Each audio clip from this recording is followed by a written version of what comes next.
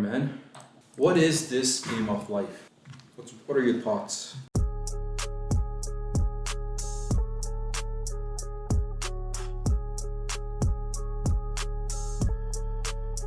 Game of life. What is it? This life, we spend about 80 years here, do some stuff and then die, and then some other people take our turns and then they do the same thing and then they die. Yeah, it's weird, eh? Do you think this has a start and maybe an end? That's a really good question. I feel the game of life is to live, love, do your best to be a good person, and try. It seems like a lot of people are trying to accumulate wealth. And in the end of the day, is it really that important? We're not going to die with our money in our bank account. Mm-hmm. You're going to say, I wish I worked a couple more overtimes. I don't know. What's your idea? What's your thought on it for the game of life? It's a really interesting topic, man. It's definitely people should spend more time thinking about what they want, what they love, who they want to spend time with. There was this philosophy that, let's say you're 40 and your parents are 80, and you know they're going to die at 85, and you see them once a year. So that's about 5 times you're going to see them till they die, right? And it'll shift your paradigm or your reality that maybe you should see them more often, because if you see them once a year and they have 5 years left, you're going to only see them 5 times, and that's it. A lot of people don't think like that. Yeah. It's a good way to view. I find a lot of people who've had like a near-death experience or like cancer, they view life completely different than people who think that you think you have all the time in the world. But like you said, it is a game and it's a roll of the dice. Like it's not fair for everybody. It's like when you see kids in the cancer clinic at the U of A. It's pretty sad, and you kind of get what you get. You get what you're dealt, and you have to deal with it. Yeah, the best way I can explain it is there's this guy, Alex Hormozy, he said, we're playing Monopoly or some kind of cards game or anything, right? We're given cards, they're by chance because we don't decide what cards are we going to get, right? We pick up the cards, play the game, and then distribute the money, and then play the game again and distribute the money. And that's basically how life is. But the game of life is we're dealt with different cards. Your cards are different than mine because I might have a best life. I was maybe a rich guy and have nothing to worry about. Whereas you were poor, were born in India, or you had to work hard and then you were successful. But at the end of the life, we're gonna drop all the money, drop all the houses, all the relationships we build, and then just walk off. Like we're not gonna get a chance to play the game again. It's only one in a lifetime chance to play this game. And there is no right or wrong, You get one shot at it. Yeah, exactly. Well, I think a big part of life is to have a family, raise a family, pass on your ideals to your children, give them good morals, and help them make good decisions. Yeah. It's pretty fun. I've enjoyed my life. I like doing lots of activities and training and being healthy. Yeah. So I'm gonna tell you a quote, and you tell me what you think about it. Okay. Yeah, fair away. So the first one is, the lesson is we all need to expose ourselves to the winds of change. That's a good quote. Yeah. I can relate with that. For example, I was a young single man for a long time, and then I met my wife and we had a child, and I was kind of not used to the idea of having to answer to somebody. You can say, where are you going? Mm-hmm. I wasn't used to that. Yeah. I realized after time how important the relationship with her is to me, and that I have to change my ways to keep her happy. It was a really good lesson for me. I had a bad attitude for a long time. If you're not willing to adapt and change, you'll die. Yeah, exactly. And I think the whole life is based on change, right? Yeah. Like, look at trees. They're like seeds, and then they grow up to be shrubs, and then they grow up to be the big, longest trees, right? Yeah. Same thing with everything else. Nothing stays constant. Everything has to change. It's like water. You have to move and flow. Yeah, exactly. If the water stays there, it's just going to be a bad water, right? It's going to grow up algae and all that stuff. Stagnant. Yeah. Exactly. And you were talking about trees. That's a good one too, because each season, trees change. Yeah. They drop their leaves, grow their leaves, and that's a really good thing. You need to adapt and change and be open to it. And we were talking about the AI McDonald's. Yes. It's like if we're not willing to adapt to the future and change, you're gonna get left behind. Yeah, look at the guys who, let's say, who were in their 30s, who never adopted internet when they were like in 30s, and in 2000s the internet came along, and people who hop on that train and like started looking at like experimenting. Oh, what's this internet? How do you use this? And then Amazon guy Jeff Bezos Yeah, had the biggest success through internet. You know, he he's like, started in his garage. this shit's cool. He said, let me sell books on this thing.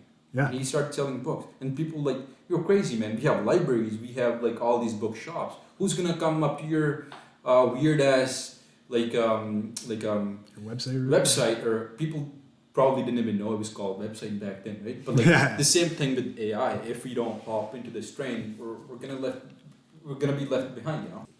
Gotta get on board. Yeah. Things are gonna move with or without you. Yeah, 100%. And I think people don't like the change.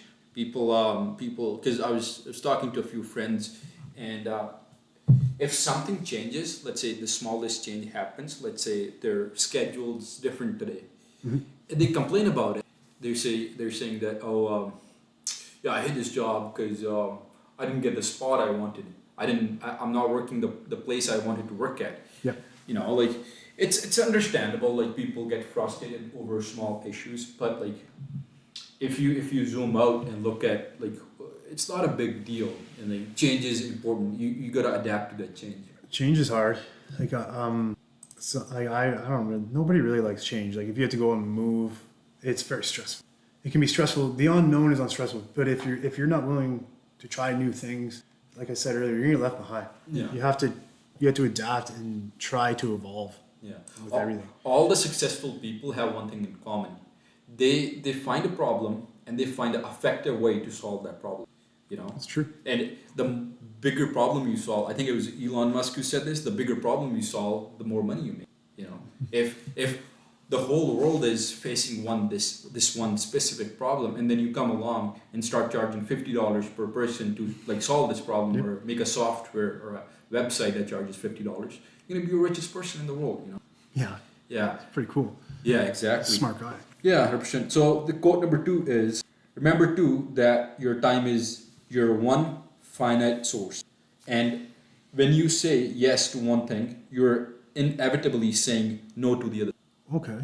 Okay. I kind of feel that. So it's basically saying is, when you say yes to one thing, you're saying no to the other thing. Let's say you said yes to this podcast, but you might have said no for family time, or no for something else that you wanted to do, you know. True. Like maybe I didn't go to the gym or. Exactly. So, but the thing is, the things you say yes to has to count, right? Yeah. Let's say you skip gym and then you just go high and sit in your room just scrolling on the phone and eating McDonald's. You said yes to that stuff, but no to the gym. So that's gonna impact your life, you know. So every action has a reaction. Yeah. If I'm saying. Every action has the same and opposite reaction. And I think it's Albert Einstein who said, energy cannot be destroyed or made. It can only be converted from one form to the other. That's pretty cool. And we're all energy sources. We consume food. We have energy. We spend energy in the gym. We spend energy at work. We're spending energy right now. So if you are spending the energy in a good way, helping people out or doing something good, the same energy is going to come back, because Einstein said it cannot be destroyed or made. Yeah. It's only transferable.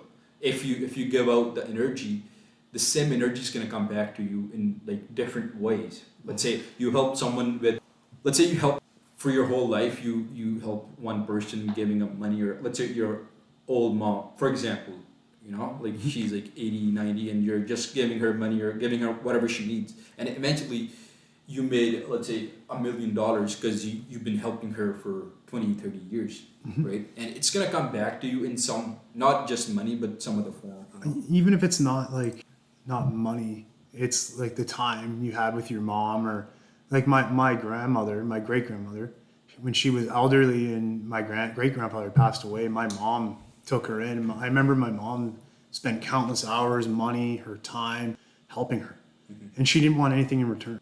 And my mom was just happy having the time with her grandmother because she loved her. Yeah. I think that's a very beautiful thing.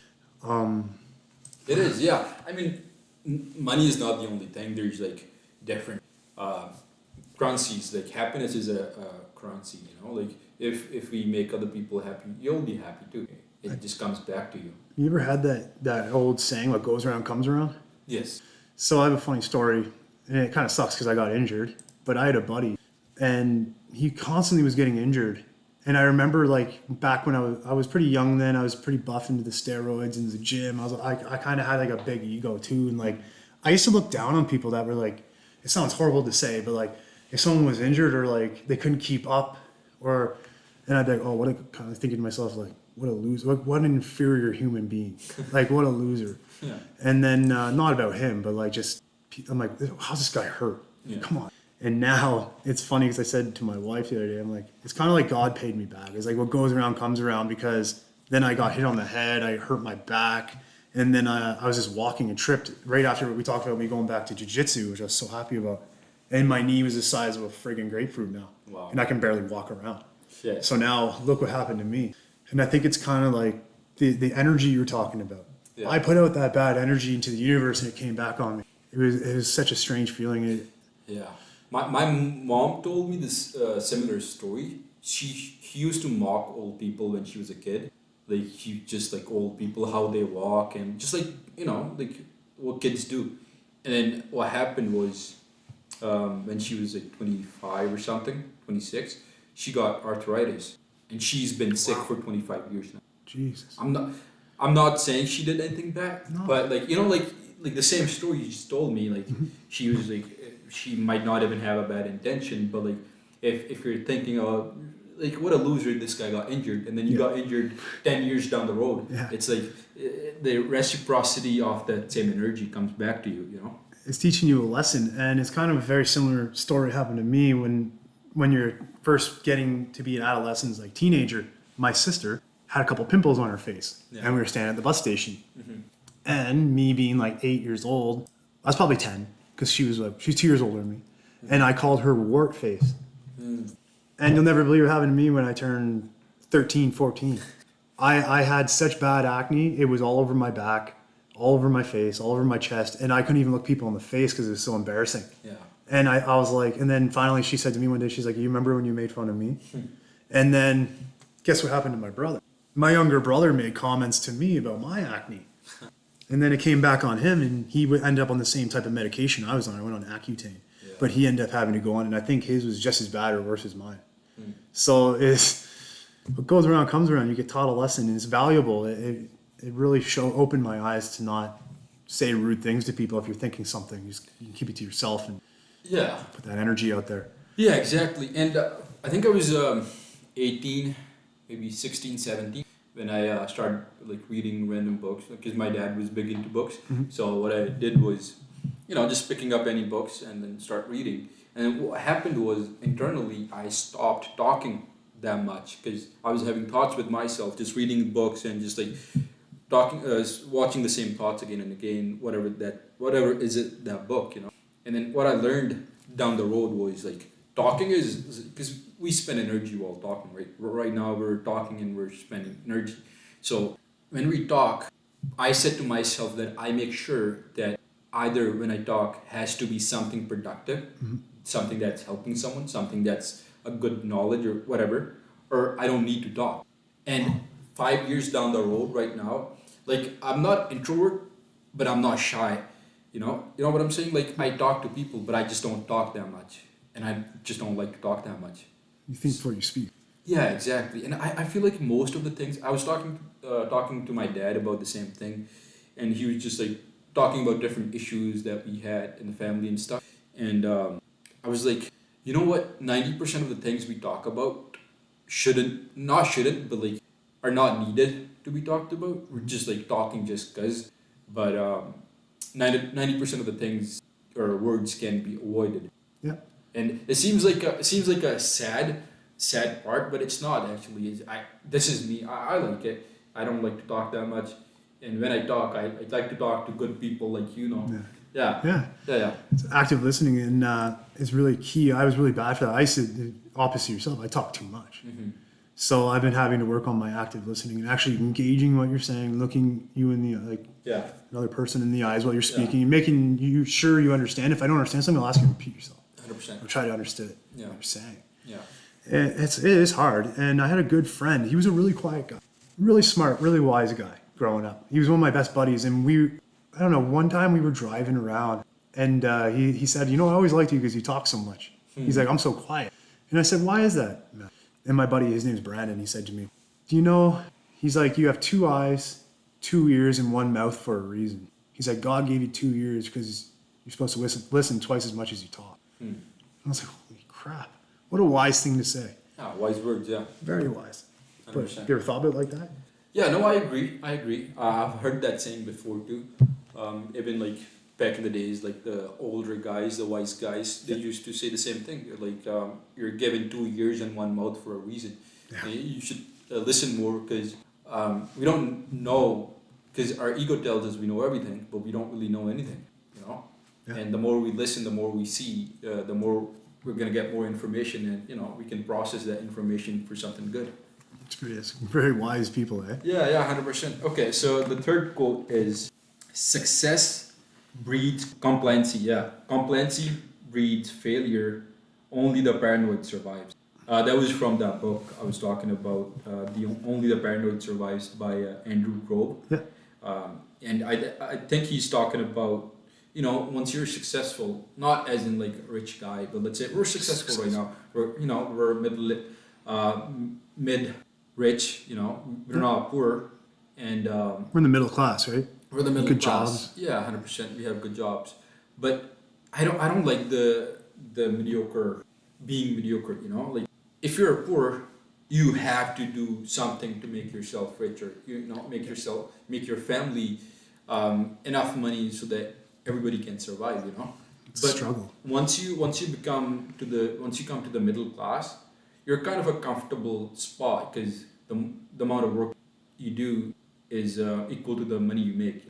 Like you make about good living wage, you can support your family, support your kids, and maybe have some hobbies on the side. But it makes you more, you don't really, once you get comfortable, you don't really look out to do something more because you're just comfortable where you are because you're compliant because you're making good money and you're just compliant. It's funny you said that because I started reading this book right here the other day because there was the 7 habits and this is the 8th habit. The first thing is there's like little interactive videos that you can watch, and he was actually talking about that because there's this guy arguing with his girlfriend.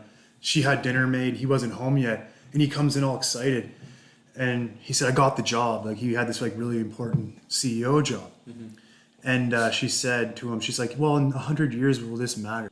She's like, "I'm here now with you." She's like, "In 300 years, will people remember your name?" And he said, "I want to be great. I want to do great things with my life." And I think it's hard for some people because you have to find, like, for myself, like, I was the same way. Like, I really neglected my family a little bit. And I feel bad for this, but I was so tied up in wanting to win the IBJJF World Masters in my division. And I kind of pushed my wife and daughter aside and overtrained. Being injured really opened my eyes to that because I didn't realize they're important to me too, like 100%. Yeah. But I had a goal of obtaining my black belt. I want, like, when I retire, like I told you last time, I want to open a gym, like, or anything, just train people in my friggin' basement. I don't care. Yeah. But I got so involved in, like, fixated on this tournament and winning and proving to my coach that I'm worth a purple belt and, like, anyway, stupid stuff. But I realized that I was neglecting one part of my life for something else, or then again, working overtime in my job. I work so much overtime now. I'm spending barely any time with my family, and when I'm off, I'm at jiu-jitsu. And now you spend almost 24 hours a day with your family? Yeah, I love it, and it's been amazing. Yeah. And the best time of my life. Yeah. You know what? I think the philosophy of life is you gotta have balance between everything. But look at all the people who have done extraordinary things. They're kind of crazy, Like they don't really have balance. Let's say look at David Goggins. He doesn't have a balance. He just runs all day. Guy's nuts. The book's right here if you want to borrow. Can't hurt me. It's a good book. Yeah, it's a good book. I've not read it, but I'll read that one. Yeah, David Goggins, man, he's a nut job, eh? Yeah. He's a cool guy. So when you say like you didn't really pay attention or didn't really spend time with your family. I mean, but you had this dream of accomplishing something. Isn't that the whole reason for life? Like you come in, spend 80 years, and like, what do you do if you don't want to accomplish anything? Like you just sit on your ass or. There's lots of people who don't though. Like there's lots of people who don't want to do anything. But They don't nobody want- knows about them too, right?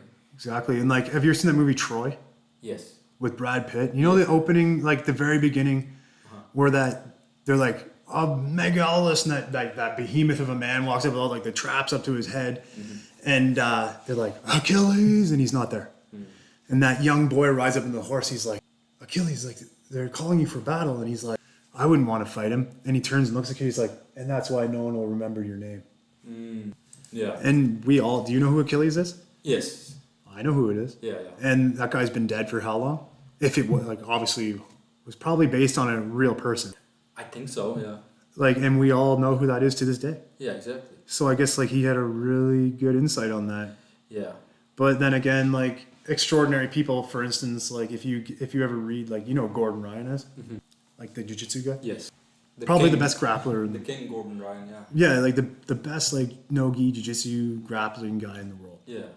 Can you imagine how much time he spent in the gym, and like how much do you think like he has a girlfriend and everything who's like seems to be super involved in jiu-jitsu, but like how much time has that guy spent on the mats where he could have been at like even bodybuilders, man, like Ronnie Coleman, those guys. You're missing on birthday parties. You're not drinking with your friends. You can't eat the meals. You have to isolate yourself from all this stuff because you have that goal in mind. Yeah, I mean, that's the whole goal of life. You gotta accomplish something, right? And I understand when people say, oh, you gotta have some fun, you gotta spend time with friends. But in my opinion, well, this is my world, right? I don't really have many, because my circle is close. The only people I talk to are limited. And when I try to spend some time, I make sure that it's a quality time, even if it's with my girlfriend or with friends, with wife, or like whoever it is, right? Like you gotta make sure that this time you spend is quality time. Like make sure your phone's away, like you're talking to them, there's no distractions, you're actually having good time.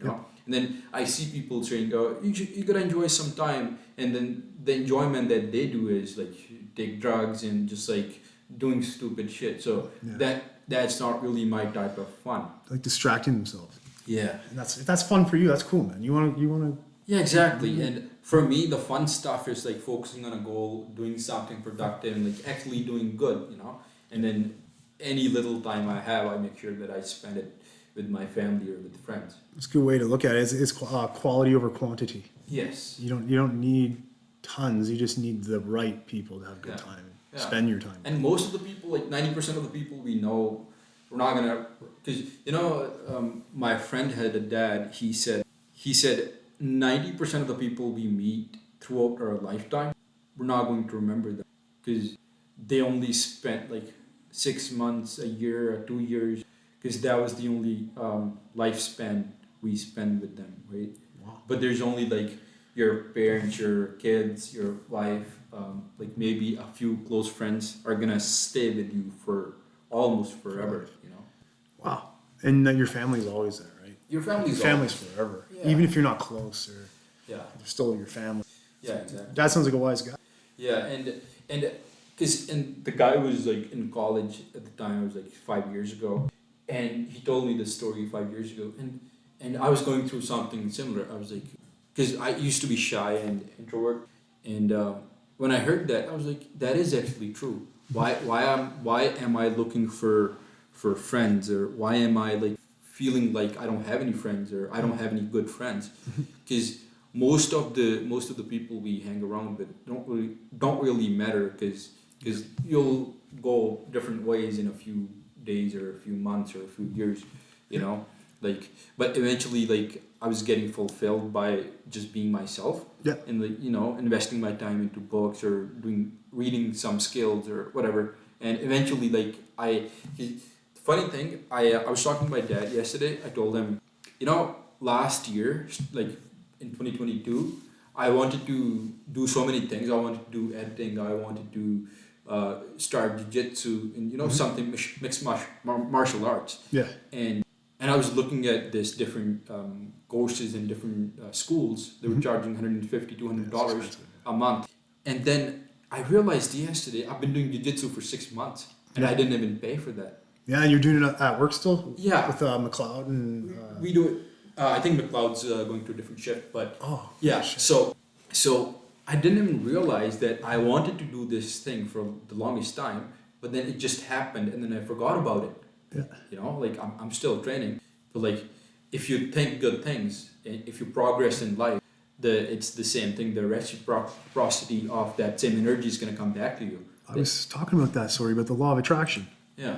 Because like I remember seeing on the workstation at work, and you and I were talking, and you brought up a podcast. I said, no fuck, like, no way. Yeah. You want to do a podcast? And you're like, yeah. I'm like, me too. It was like we were meant to talk about that. Yeah. Like the universe drew me towards it, and it's like I talk about podcasting, you do. And I was like, well, let's shoot one, man. Let's do it. Yeah. It's so much fun. 100%. Yeah, I think luck. People say you just gotta get lucky, but I think luck is a big thing that plays a role in your success and stuff.